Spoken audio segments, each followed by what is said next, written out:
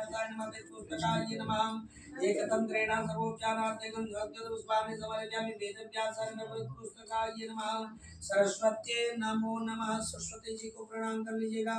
शुक्लां ब्रह्म विचार सार परमा मध्यम जगत व्यापिनी मीना पुस्तक धारिणी भवदां झंझंधकारं भां अस्ते स्वर्णिमालिकां विदधते पद्मासने संसदां वंदे तां परमेश्वरी भगवती बुद्धि प्रदां शारदां प्रेम से बोलिए सरस्वती माता की जय। वेदव्यास जी महाराज की जय। सत्यनारायण स्वामी की जय।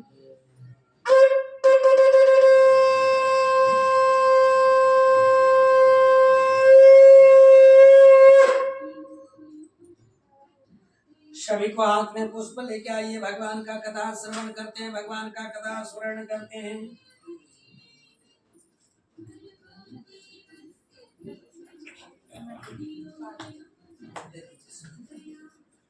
बोले लक्ष्मीनारायण भगवान की जय। सत्यनारायण स्वामी की जय।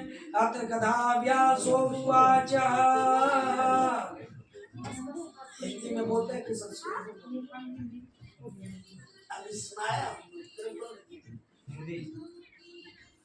अथ कथा व्यासोवाच। बोले लक्ष्मीनारायण भगवान की जय। सत्यनारायण स्वामी की जय। आइए हम सब मिलकर भगवान नारायण का गुणगान करते हैं, भगवान सत्यनारायण की कथा स्मरण करते हैं।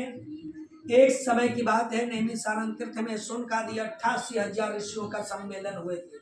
उसमें श्री सूत जी प्रधान हुए। सूत जी से पूछे कि हे महानुभाव, इस कलयुग आने वाले हैं, पृथ्वी पर अनेक प्रकार के पाप बढ़ जाएंगे, अनेक प्रकार का ये होगा। इनसे निवारण करने के लिए कौन सा धर्म, कौन सा व्रत, कौन सा पूजन करें जो फल अधिक मिले और समय भी कम लगे? ऐसा कोई उपाय बताइए जिससे करने से मनुष्यों सभी पापों से मुक्त हो जाएगा। क्योंकि आने वाले कलयुग में ना तो इंसान के पास उतना समय है, ना और किन्हीं के पास है कि धन है कि अश्वमेध यज्ञ हो, लक्ष्मी नारायण की यज्ञ हो, या सत्यचंडी यज्ञ हो। ऐसा ना आपके पास टाइम है, ना धन की इतनी सामर्थ्य है।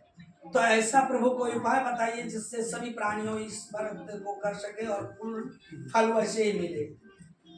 तब बोले ना, सूत जी बोलते हैं कि आप लोग बहुत अच्छा बात पूछे, उत्तम बात पूछे। इसी तरह एक बार देवर्षि नारद जी द्वारा पूछे जाने पर, एक बार देवर्षि नारद जी पूरे सृष्टि को भ्रमण करते हुए जब मर्त लोक में, पृथ्वी लोक में आए, तो यहाँ अनेक योनियों में उत्पन्न हुए जीव जंतु पशु पक्षी नर नारी सभी को अनेक प्रकार से कष्ट को देखकर उनको सहन नहीं हुआ। कोई तन से दुखी, कोई मन से दुखी, कोई धन से दुखी। सारे को दुख देखकर नारद जी का मन में दया आए कि इनका दुख कैसे दूर करें। यही विचार लेके वह विष्णु लोक में गए, जहाँ चार भुजाओं शंख चक्र पद्माला विभूषित श्री नारायण को देखते हुए प्रणाम किए और नारायण को स्तुति करने लगे। हे प्रभु आपको नमस्कार है, हे प्रभु आपको बारंबार प्रणाम है। इस तरह जब बारंबार स्तुति करते हुए नारद जी को भगवान विष्णु जी ने देखे, तो विष्णु जी ने पूछे, हे नारद तुम्हारे मन में क्या चल रहा है, तुम क्या प्रश्न लेके आए हो, सब कहिए, तुम इस तरह स्तुति क्यों कर रहे हैं? नारद जी ने बोले, हे प्रभु आज मैं पूरे सृष्टि का भ्रमण करते हुए जब पृथ्वी लोक में गए तो अनेक योनियों में उत्पन्न हुए जीव जंतु पशु पक्षी नर नारी को अनेक प्रकार से कष्ट भोग रहे हैं। हे प्रभु इनका कष्ट कैसे दूर हो, यह सब आप कहिए, मैं सुनना चाहता हूँ। ना विष्णु भगवान बोले, हे नारद तुमने बहुत उत्तम बात पूछी। लोग अपने कल्याण के लिए सोचते, तुमने सारे जगत की कल्याण के लिए सोचे। तुमको अवश्य बताता हूँ, तुम मर्तलोक में भगवान सत्यनारायण का पूजन किया करवाओ, भगवान नारायण का पूजन किया करवाओ। नारद जी बोले, हे प्रभु पूजन ऐसा होना चाहिए कि सभी मनुष्य कर सके। पूजन ऐसा हो भगवान विष्णु बोले ऐसा ही है नारद जी। बोले इस पूजन में क्या सत्यनारायण का पूजन कराया करो। इनका पूजन करने से सभी मनुष्यों पापों से छूटकर अंत में वैकुंठ की प्राप्ति करता है। नारद जी ने पूछे, हे प्रभु यह पूजन कब करना चाहिए और किस दिन करना चाहिए और इस पूजन में क्या लगता है सामग्री, यह सब मुझे विस्तार पूर्वक कहिए। भगवान विष्णु ने बोले अस्मिन कस्मिन दिने भक्ति श्रद्धा समन्विता। हर पूजन का एक निश्चित समय है, लेकिन नारायण पूजन का कोई समय नहीं, कोई तिथि नहीं, कोई नक्षत्र नहीं।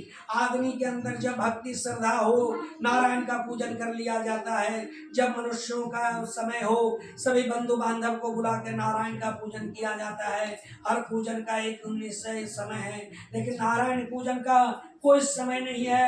अस्मिन कस्मिन दिने भक्ति श्रद्धा समन्विता। जब आदमी के अंदर भक्ति और श्रद्धा हो जाए उसी समय नारायण का पूजन कर लिया जाए। नारायण का पूजन नारद जी बोले आप तो दिन तो बता दिए, इसमें क्या फल है क्या फूल है यह सब भी विस्तार पूर्वक बताइए।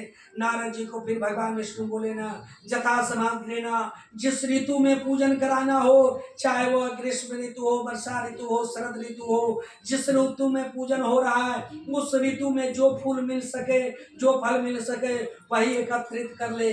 फल ना भी हो तो आटे का चूर्ण का चूरण बनाकर भगवान को भोग लगा के बंधु बांधव के साथ पूजन करना चाहिए। गीता आदि पाठ करने से भगवान प्रसन्न होते हैं और जो मनुष्य इस प्रकार के सत्यनारायण का व्रत करेगा, सुनेगा, करवाएगा, यह सुख की प्राप्ति करेगा और यह लोक में सुख भोग के अंत में वैकुंठ लोक को प्राप्त करेगा।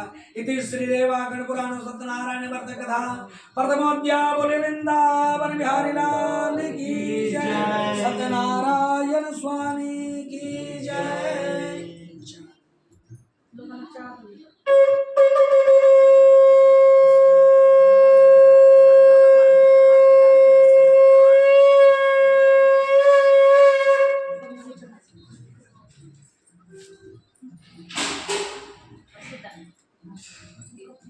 पुनः हाथ में पुनः एक पुष्प ले लीजिए। दूसरे अध्याय की कथा सुनिएगा। आप लोग दूसरे अध्याय में सूत जी कहते हैं मैं पुनः आगे की कथा कहूँ। वह ऋषि मुनि जितने थे फिर वो वाले